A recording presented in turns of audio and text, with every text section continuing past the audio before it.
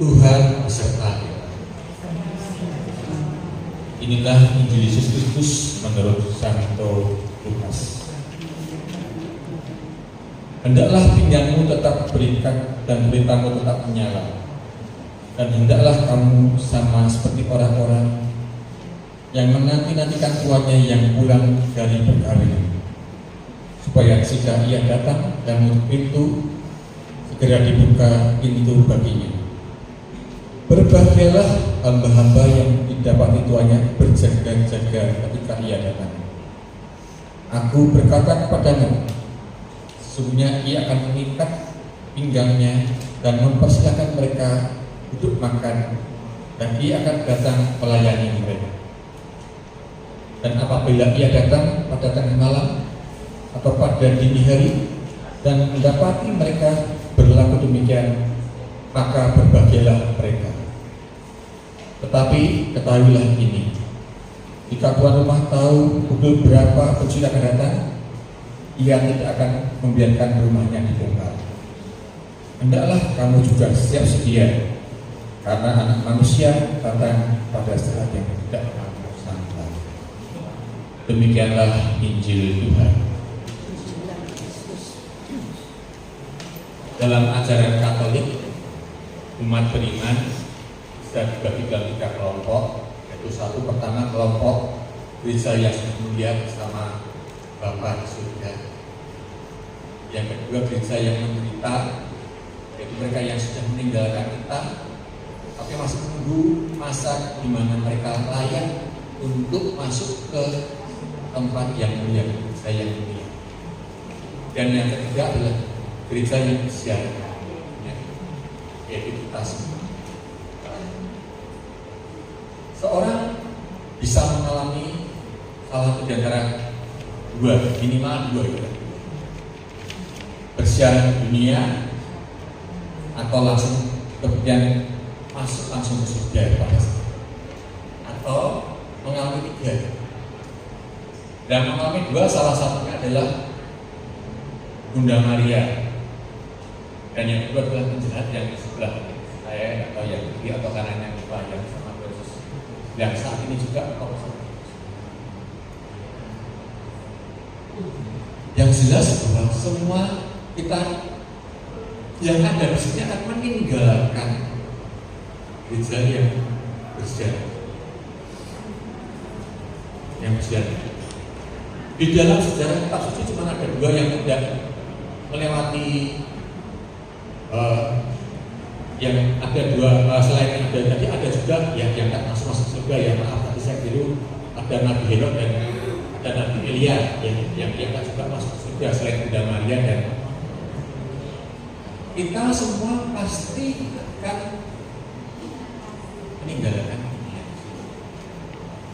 meninggalkan badan kita yang fana, meninggalkan badan kita yang bisa merasakan kesakitan, sama seperti yang dialami oleh Antonis Julis, mengalami sakit kanker, mengalami sakit macam-macam, dan juga meninggalkan perasaan yang fana,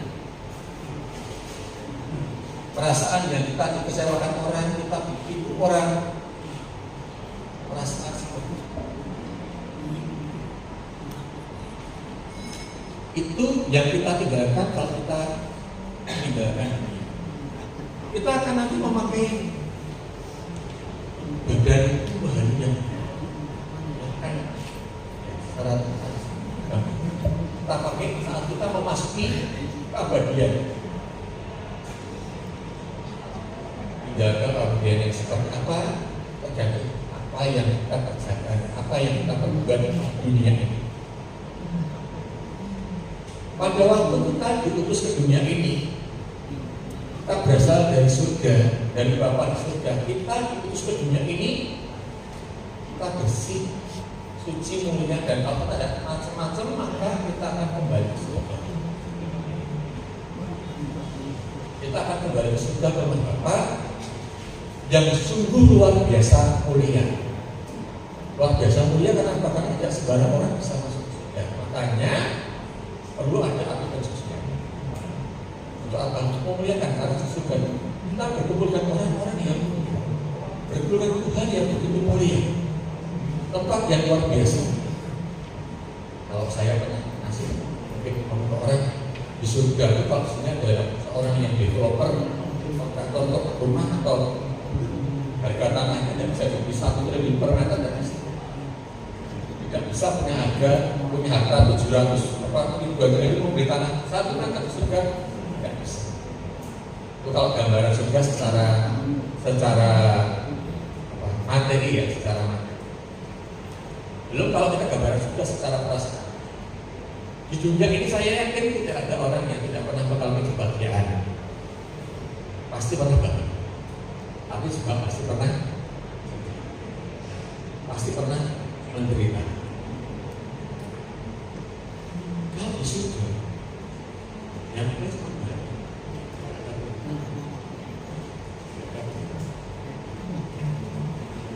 kita memasuki kebahagiaan yang abadi.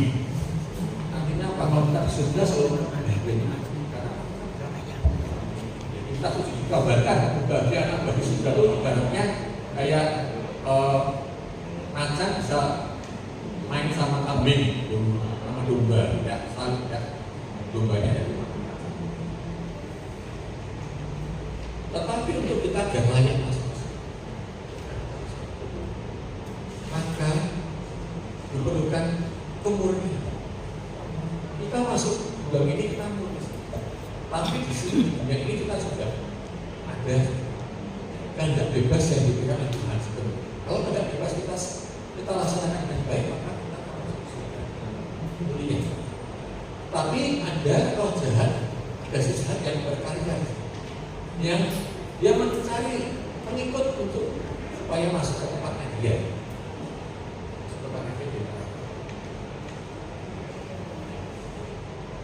Setan berkarya, si jahat berkarya, menggoda kita. Daripada kita bekerja, daripada kita lebih baik kita bermain yang lain. Daripada kita berbaik pada orang lain, lebih baik kita mungkin menjahati orang lain. Sehingga mungkin di antara kita ini ada yang tidak bisa masuk surga langsung. Dan kita nggak tahu karena yang bisa menentukan itu adalah Tuhan sendiri. Beruntung dalam tradisi kita Katolik kita bisa mendoakan orang-orang yang sudah mendahului. Mereka yang kita tidak tahu sudah masuk surga atau belum, atau masih ada di api pensucian. Kalau sudah masuk surga, tidak ada salahnya kita mendoakan. Mau kita berdoa itu tidak memerlukan apa-apa dan tidak ada larangan kita berdoa yang sudah mendahului. Tapi doa kita bermanfaat buat orang yang sudah mendahului. Entah dia berada di mana, entah dia berada di api pensucian, entah dia berada di surga. Kalau dia sudah berada di surga, tidak akan menjadi seorang pendoa bagi kita. Karena kita yang berada di sini ini seperti tadi ya, mungkin kita bisa selalu ingin kita, tapi setan selalu goda. Setan selalu goda supaya kita tidak berbuat. Seperti setan menggoda Hawa, ya, perbuatannya tidak baik, cuma tadi makan buah yang terlarang dimakan. Seperti itu. Jadi kalau mereka yang sudah memberi kita menjadi pendoa yang buat kita yang berada di sini, supaya kita bisa mengatasi segala keadaan. Kalau yang kita doakan itu masih berada di api pensucian, maka bisa membantu prosesnya supaya suami kita, istri kita segera dapat dihilangkan dosa-dosa. Mengapa? Karena sebagai manusia saya yakin bisa sampai di sini juga pernah berbuat dosa, pernah berbuat kesalahan manusiawi ya. Jangan takut karena Nabi itu Nabi Daud, Adam dan Hawa pun berbuat dosa, berbuat dosa, Nabi Sulaiman berbuat dosa, anak aku berbuat dosa. Jadi kalau berbuat dosa, jangan takut. Itu bisa terjadi, tapi jangan takut karena apa? Bisa Tuhan kita maha pemurah, maha pengampun. Seperti tadi bacaan yang penjahat di sebelah kanan atau kiri ya, upaya. dia bertobat. Kalau dia bertobat, Tuhan bilang, Tuhan sudah saat itu juga kamu berada bersama aku.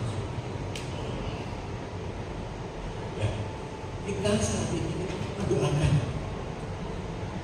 Mungkin sebagai suami, sebagai anak kita belum bisa memberikan yang terbaik.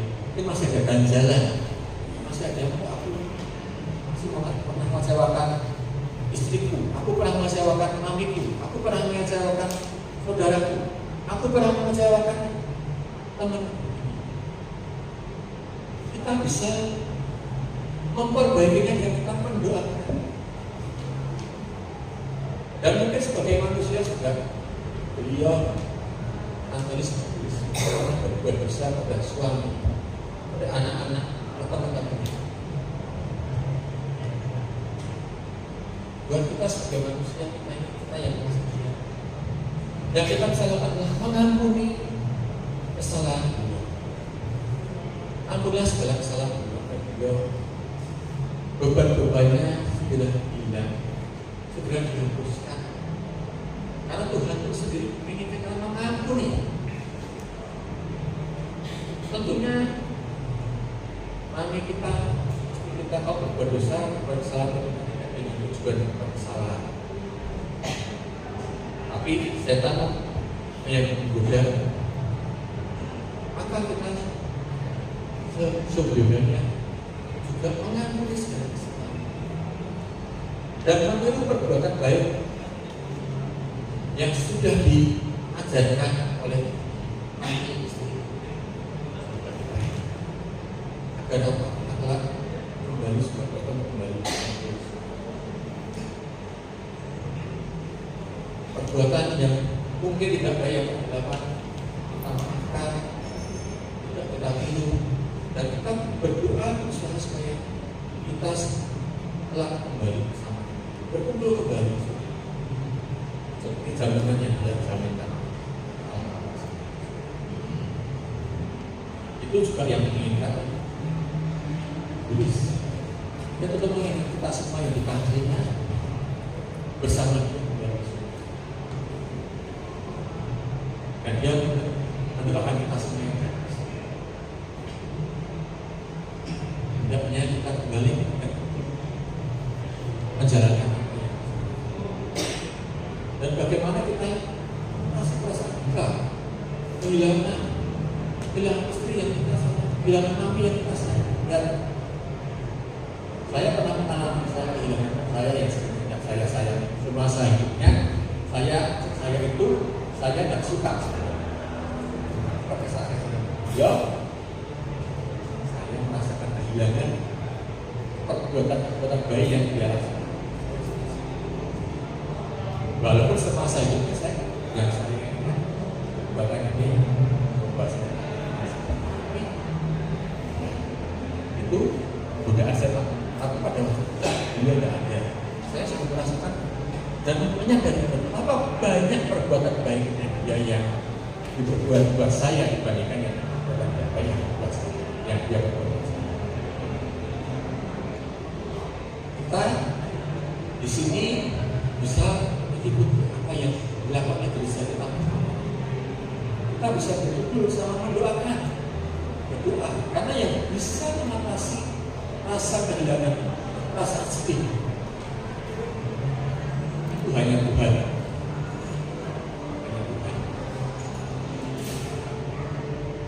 Kita bisa lakukan dengan kita berkumpul bersama, kita berdoa bersama, dan kita sebagai satu pasukan saling menghibur. Sedih tidak apa-apa, walaupun Tuhan Yesus pada waktu Lazarus meninggal, Tuhan tahu dia akan membangkitkan Lazarus, tapi dia sedih duluan. Tuhan Yesus sedih duluan, pasti duluan. Dia sedih, walaupun dia tahu dia bisa, tapi Tuhan Yesus memunculkan sisi kemanusiaan dia yang bisa sedih.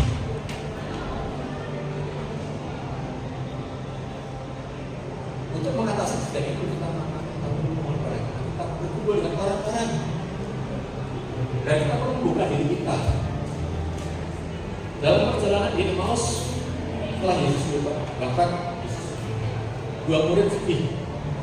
Bahkan ditemani Tuhan Yesus dalam perjalanan saya, mereka masih merasa sedih. Walaupun sebenarnya ada rasa beban-beban, ada rasa dia semangat, tapi dia karena kesedihannya tidak bisa mengetahui. Demikian juga Maria Magdalena. Pada waktu dia kuburnya Yesus, dia tidak bisa mengenal Tuhan Yesus yang sudah bangkit. Karena sampai rasa sedih kita membuat kita begitu terbeban, sama kita tidak bisa menyadari keadaan Yesus. Oleh karena itu kita kembali ke persekutuan, kembali ke kumpulan orang beriman, kita menyadari bahwa Tuhan Yesus punya rencana yang baik, bahwa kami kita, istri kita ini adalah punya Tuhan. Kembali ke tempat Tuhan dan kita akan kembali berkumpul bersama Dia dalam hubungan yang abadi. Tidak ada susah kita lagi. Amin. Kemudian pada Bapa dan Putra dan Roh Kudus.